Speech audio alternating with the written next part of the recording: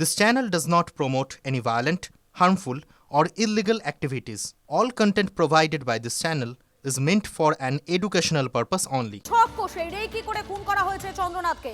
খুনে ব্যবহৃত সাদা গাড়ি, সেই গাড়ি করেই রেকি করা হয়েছিল অন্তত প্রাথমিক তদন্তে এমনটাই বোঝা যাচ্ছে। গতকাল রাতে মধ্যমগ্রামের দোহারিয়ায় নিজের ফ্ল্যাটে ফিরছিলেন চন্দ্রনাথ। আবাসনের গলিতে উল্টো দিক থেকে এসে চন্দ্রনাথের গাড়ির পথ আটকায় সাদা গাড়িটি। তাকে লক্ষ্য করে পরপর গুলি চালায় আততায়ীরা। চন্দ্রনাথকে খুন করে বাইকে চেপে একই রাস্তা ধরে পালিয়ে যায় দুষ্কৃতীরা। শুভেন্দু অধিকারীর আত্মসহায়ক চন্দ্রনাথ রথ মধ্যমগ্রামের মুজিবুর রহমান রোড, সেই মুজিবুর রহমান রোডে ভাড়া থাকতেন ফ্ল্যাটে, এবং এই সেই রাস্তা যে রাস্তা দিয়ে তার ফ্ল্যাটে যেতে হতো। এবং গতকাল রাত 10টা থেকে 10টা 15 নাগাদ তিনি যখন যাচ্ছিলেন ফ্ল্যাটে, যখন যাচ্ছিলেন ঠিক তখনই এই সেই জায়গা দেখা যাচ্ছে এখনও কাঁচ পড়ে রয়েছে, এই জায়গাতেই তাকে গুলি করা হয়। এবং গাড়ির অভিমুখ ছিল কিন্তু তার ফ্ল্যাটের দিকে। যখন তিনি তার ফ্ল্যাটের দিকে যাচ্ছিলেন তখন ঠিক উল্টো দিক থেকে নিসান মাইক্রা সাদা রঙের যে গাড়িটা চুরি করা বলে মনে করা হচ্ছে, সেই গাড়িটা এরকমভাবে এসে তার পথ আটকায়। এবং যখন যে ঘটনাটা ঘটে তখন ঠিক বৃষ্টি পড়ছিল, ঝমঝমিয়ে বৃষ্টি পড়ছিল, এবং রাস্তাটা সম্পূর্ণভাবে খালি ছিল। এবং যে কারখানার সামনে, এই দোহারিয়ার যে কারখানার সামনে এই গুলিকাণ্ড ঘটেছে, যেখানে হত্যা করা হয়েছে, সেই জায়গাটা অপেক্ষাকৃত নির্জন, সিসিটিভির সংখ্যা কম। সুতরাং সেইখান থেকে পুলিশ মনে করছে যে এই নির্জনতা, সিসিটিভি কম এবং সরু গলির রাস্তা, এটাকেই ব্যবহার করেছে আততায়ীরা। এবং সেই কারণে দীর্ঘদিন ধরে তারা এই গতিপথটাকে ফলো করছিল। কলকাতা থাকার মধ্যে সে তাকে অ্যাটাক করেনি, তার কারণ সিসিটিভি রয়েছে, পুলিশ রয়েছে। তাকে সেখান থেকে, সেই জায়গা থেকে যদি তার উপর অ্যাটাক করা হতো তাহলে আততায়ীরা তৎক্ষণাৎ ধরা পড়ে যাওয়ার সম্ভাবনা ছিল। এই জায়গাতে তাকে হত্যা করার পর আমি আরও একবার ছবিটা দেখাতে বলবো আমার সহকর্মী সমরকে।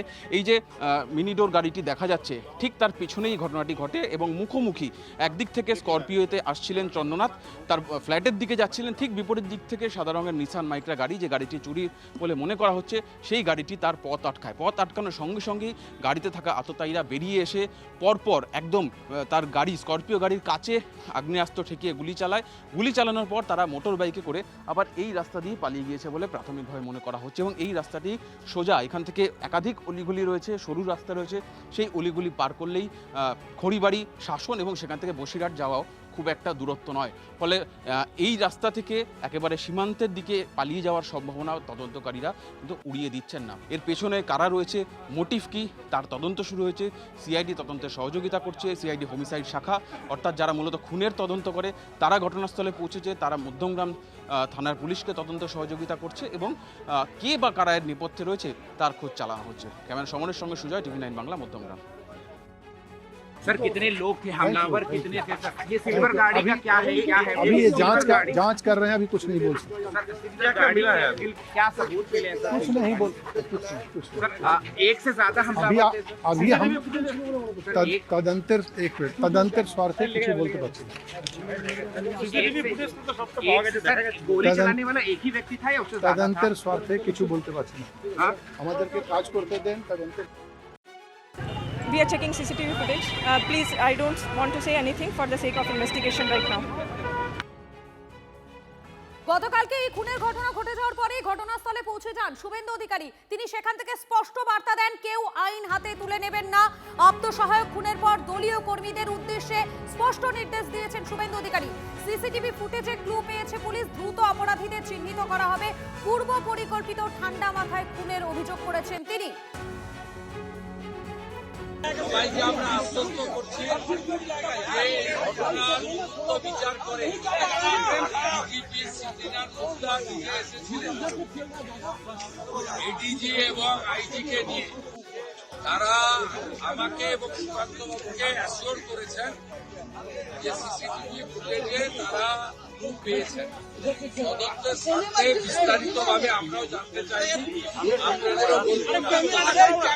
তারা বলেছেন যে তারা অতি দ্রুত চিহ্নিত করবেন এবং প্রাথমিকভাবে যা তারা পেয়েছে এটি একটি পরিকল্পিত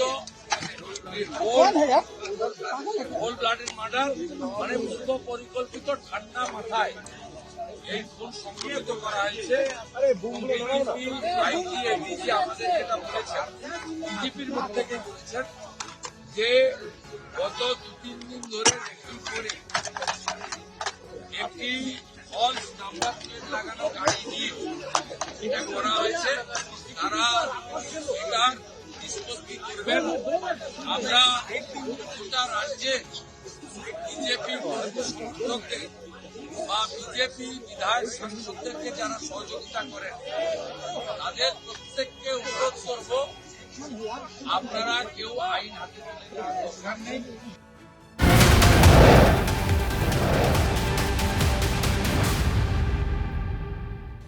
গতকাল রাত থেকে একটানা আপনাদেরকে দেখিয়েছি যে এই চন্দ্রনাথ খুনের পর ঠিক কি কি ঘটে গিয়েছে, কিন্তু একটা জিনিস মাথায় রাখতে হবে, এই খুনের ঘটনা কিন্তু অনেকটাই আগে থেকে মানে পূর্ব পরিকল্পিতভাবে এই খুন করা হয়েছে, অন্তত এমনটাই এখনো পর্যন্ত মনে করা হচ্ছে। কেন মনে করা হচ্ছে? কারণ পুলিশের চোখে ধুলো দিয়ে একেবারে নিখুঁত প্ল্যান করেছে আততায়ীরা। গাড়ি বিক্রি করতে ওএলএক্সে গাড়ির নাম্বার প্লেট সহ গাড়ির ছবি দিয়েছিলেন মাটিগাড়ার বাসিন্দা উইলিয়াম। আততায়ীদের কাছে ছিল সেই একই কোম্পানির সাদা গাড়ি, নাম্বার প্লেট জাল করা হয়। জাল করে উইলিয়ামের গাড়ির নাম্বার ব্যবহার করেছিল আততায়ীরা। রাস্তায় তল্লাশিতে পুলিশ দাঁড় করালেও যাতে নাম্বার প্লেট গাড়ির রং কোম্পানি মিলে যায়, উইলিয়ামের কাছ থেকে আসল গাড়ি আটক করে এবং তার ইঞ্জিন নাম্বার এবং চেসিস নাম্বার খতিয়ে দেখে পুলিশ, তা মিলে যায়। অর্থাৎ মাটিগাড়ায় উইলিয়ামের হেফাজতে থাকা গাড়ি আসল, মধ্যমগ্রামে গাড়ির চেসিস নাম্বার এবং ইঞ্জিন নাম্বার রেজিস্ট্রেশনের সাথে মিলছে না। সঙ্গে আছেন সেই উইলিয়াম জোসেফ যার গাড়ির নাম্বার ব্যবহার করে আততায়ীরা এসেছিল মধ্যমগ্রামে এবং শুভেন্দু অধিকারীর আত্মসহায়ককে গুলি করে খুন করে। আমি প্রথমে একবার গাড়িটা দেখাই। এটা উইলিয়াম জোসেফের একটি সাদা গাড়ি এবং সেই কোম্পানির সাদা গাড়ি যে কোম্পানির আরও একটি সাদা গাড়ি ওই খুনের ঘটনায় ব্যবহার হয়েছিল। এই গাড়ির নাম্বার প্লেট এখানে WB74AK2270। এই গাড়িটি বিক্রির জন্য মাস কয়েক আগে ওএলএক্সে বিজ্ঞাপন দিয়েছিলেন এই উইলিয়াম জোসেফ। পুলিশের প্রাথমিক তদন্ত বলছে সেই বিজ্ঞাপন দেখেই যে আততায়ীরা আজকে খুনের ঘটনায় জড়িত তারা ওই নাম্বার প্লেট ব্যবহার করেছিল, কারণ তাদের কাছেও ওই একই কোম্পানির আরও একটি সাদা গাড়ি ছিল। এবং পুলিশ যখন এই গাড়িটি উদ্ধার করে তারপরই সেই গাড়ির নাম্বার প্লেট খুঁজে মাটিগাড়া এলাকায় এই উইলিয়াম জোসেফের বাড়িতে পৌঁছায় এবং তার গাড়িটিও নিয়ে আসা হয় মাটিগাড়া থানায়। এরপর ইঞ্জিন নাম্বার এবং চেসিস নাম্বার মিলিয়ে দেখে দেখা যায় এটি আসল গাড়ি, অর্থাৎ ভুয়ো নাম্বার প্লেট ব্যবহার হয়েছিল মধ্যমগ্রামে ওই শুভেন্দু অধিকারীর আত্মসহায়ককে খুন করার জন্য। উইলিয়াম জোসেফ, আপনি মানে প্রথম কখন জানতে পারলেন এবং কিভাবে জানতে পারলেন? ये हमको फ़ोन आया था, तो थाना से फ़ोन आया था कि आपका गाड़ी कहाँ है, इंक्वायरी किया। तो हम बोला सिलीगुड़ी में है। तो बोला ठीक है, हम लोग आ रहे हैं, आप थाना में आइए। और फिर गाड़ी लेके आया थाना। तो ये आपका गाड़ी है? आप किसी में ऐड दिया था? OLX में ऐड दिया था पहले। तो पुलिस ने क्या कहा आपसे? बस कुछ नहीं, इंक्वायरी लिया उसको। जल गए थे? हाँ डेफिनेटली। क्या हुआ पता नहीं हमको, क्या एग्जैक्टली क्या हुआ। तो वो अभी नंबर आपसे प्लेट किसका है? वो तो मेरा जैसा नंबर प्लेट लग रहा है, पता नहीं किसका। डुप्लीकेट है? डुप्लीकेट है, डेफिनेटली डुप्लीकेट। উইলিয়াম জোসেফ যেটা জানাচ্ছেন তার গাড়িটি তিনি বিক্রির জন্য বিজ্ঞাপন দিয়েছিলেন এবং সেই বিজ্ঞাপনের ক্ষেত্রে যে গাড়ির ছবি তিনি দিয়েছিলেন তাতে তার গাড়ির নাম্বার প্লেট দেখা যাচ্ছিল এবং খুনিরা যে গাড়িটি ব্যবহার করেছে একই ধরনের একই কোম্পানির একই রঙের গাড়ি, যে কারণেই এই উইলিয়াম জোসেফের বিজ্ঞাপনে দেওয়া এই গাড়ির যে নাম্বার প্লেট সেই নাম্বার ব্যবহার করা হয়েছিল এই খুনের ঘটনার ক্ষেত্রে। একদম ঠিক যেভাবে বিভিন্ন শহরে বিস্ফোরণের ক্ষেত্রে জঙ্গিরা যে টেকনিক ফলো করে ঠিক সেই টেকনিক ফলো করেই কিন্তু প্রাথমিকভাবে এই গাড়ি নিয়ে দুষ্কৃতীরা অপারেশন চালিয়েছিল শুভেন্দু অধিকারীর আত্মসহায়ককে খুন করার জন্য। মাটিগাড়া থেকে ক্যামেরা দীপায়নের সঙ্গে প্রসেনজিৎ, TV9 বাংলা।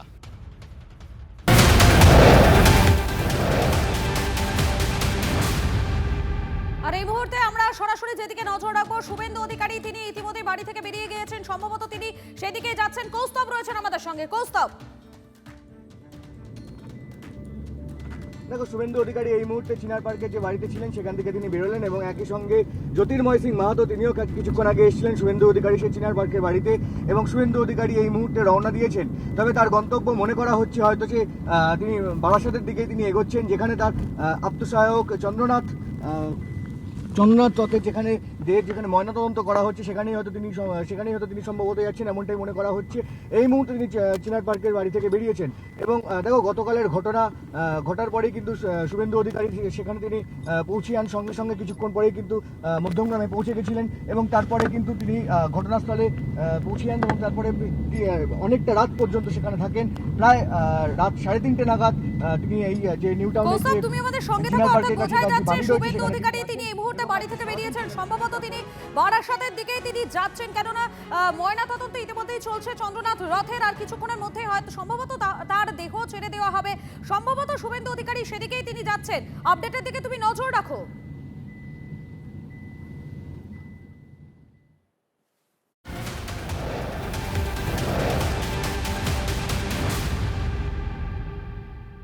চন্দ্রনাথ খুনে সরাসরি তৃণমূলকে নিশানা করলেন তার মা।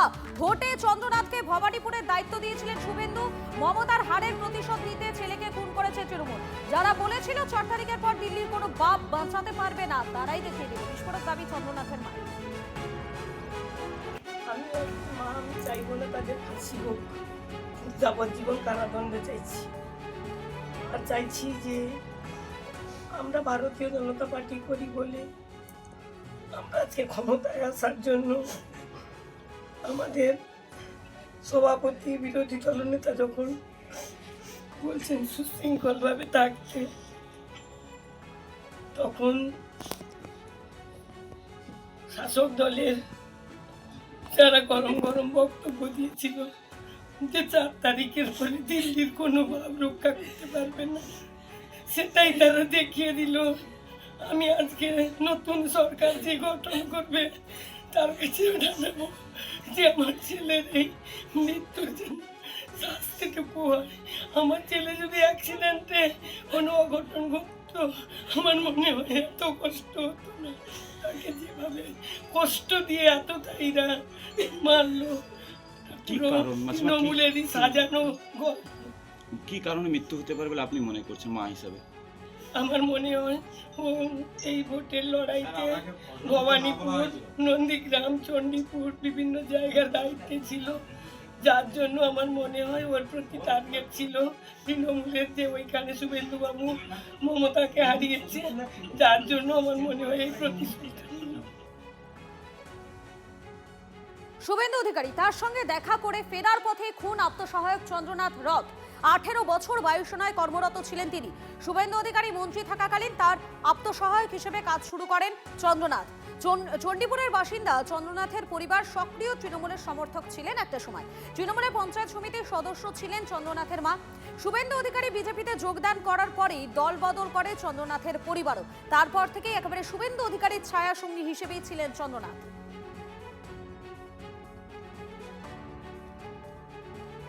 চন্দ্রনাথ রথের সঙ্গে শুভেন্দু অধিকারীর সম্পর্ক দীর্ঘদিনের, 8 বছর ধরে পরিচয়। পূর্ব মেদিনীপুরের ঈশ্বরপুরের বাসিন্দা চন্দ্রনাথ, তিনি বায়ুসেনার কর্মী ছিলেন। তৃণমূলে থাকাকালীন শুভেন্দুর সঙ্গে তার পরিচয়।